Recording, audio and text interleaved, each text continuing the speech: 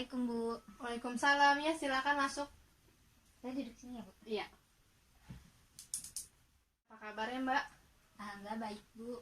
Baik. Nah terus Mbak sebelumnya pernah ikut atau pernah datangin konseling perorangan nggak? Kayaknya belum pernah deh Bu. Ini pertama kalinya. Pertama kali. Ya udah saya mau jelasin dulu ya Mbak. Ya boleh Bu. Mau dipanggil Mbak atau Kak atau gimana? Dita aja. Dita? Iya. Nama aja. Oke. Iya. Jadi Dita, pertama itu kan ada apa itu? Tadi kamu nanya kan belum pernah konseling. Konseling itu proses bantuan layanan yang diselenggarakan sama konselor.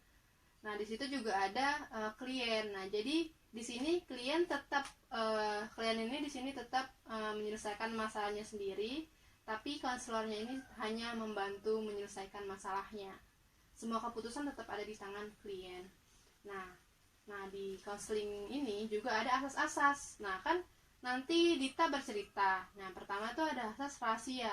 Jadi cerita-cerita kamu tuh cuman kita berdua nih yang tahu, nggak boleh siapapun, nggak ada yang tahu. Nah lalu ada asas keterbukaan. Nah ketika Mbak Dita bercerita, otomatis ada asas keterbukaan kan. Nah Mbak juga di dalam keterbukaan itu Mbak juga sukarela kan bertanya kepada saya, kayak cerita kepada saya. Pokoknya Mbak juga percaya, ya nggak? Mungkin itu aja sih Mbak yang biar buat gambaran apa itu konseling. Apakah ada yang mau ditanyain lagi? Kayaknya udah cukup. Saya udah sedikit ada gambaran tentang apa itu konseling. Iya. Nah kan biasanya orang ke konselor mau ada cerita. Nah Mbak mau cerita apa nih datang ke konselor? Ya jadi gini Bu. Saya itu mahasiswa semester 3 kan di universitas yang umumnya itu pendidikan gitu Bu. Nah terus tuh udah berjalan selama semester 3 semester ini, saya ngerasa saya itu ngebebanin orang tua saya, sedangkan di bawah saya itu masih ada adik-adik saya yang juga masih sekolah dan pastinya juga membutuhkan biaya yang gak sedikit.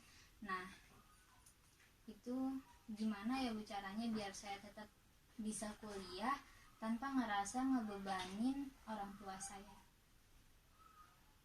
Nah kan tadi Mbak bercerita gimana Mbak pengen tetap kuliah tapi Mbak takut jadi beban gitu kan. Nah selama ini yang Mbak rasakan, yang Mbak pikirkan untuk solusi Mbak ke depannya, Mbak mikirnya gimana?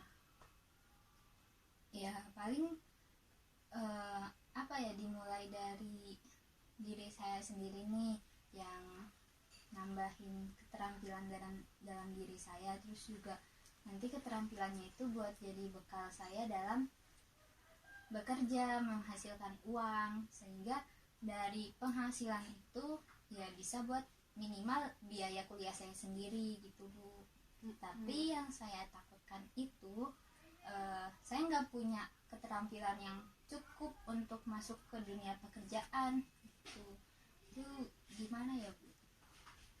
Nih kan tadi Mbak cerita kalau Mbak tuh di universitas pendidikan ya Mbak. Nah masukan dari saya sebagai konselor ya, Mbak tuh pasti di pendidikan itu punya skill dong Mbak buat mengajar gitu. Nah bisa aja Mbak tuh kayak bisa juga kayak Mbak mendaftar ke bimbel, suatu bimbel.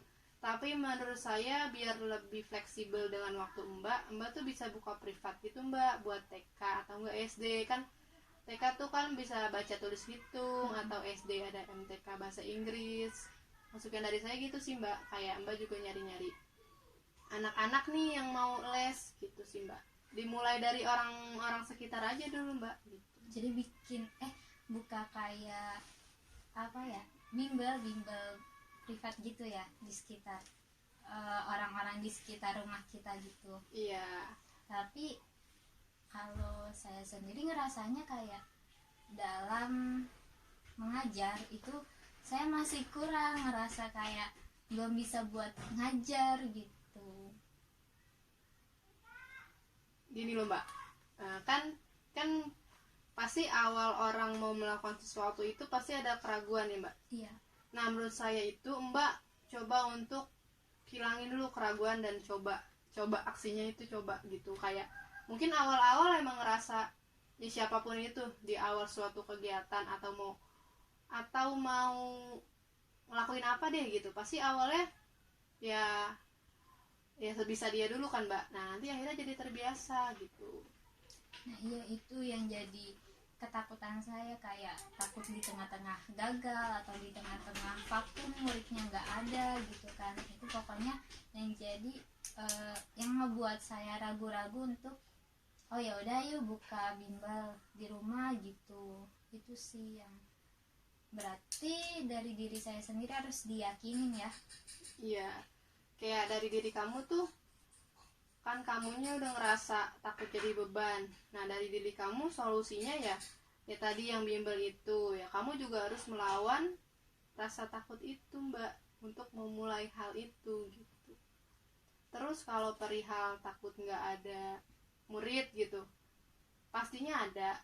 Ya kan kita tahu ya kalau bimbel itu paling 5-6 anak-anak gitu kan, nggak banyak kan. Ya nggak apa-apa menurut saya, yang awal-awal sedikit-sedikit ya nggak apa-apa, asal itu anak-anaknya itu pada konsisten. Nah kalau misalkan anak-anak itu udah ngerasa mbaknya misalkan ngajarnya enjoy gitu Mbak, pasti anak-anak juga ngerasa nyaman dong Mbak, gitu sih.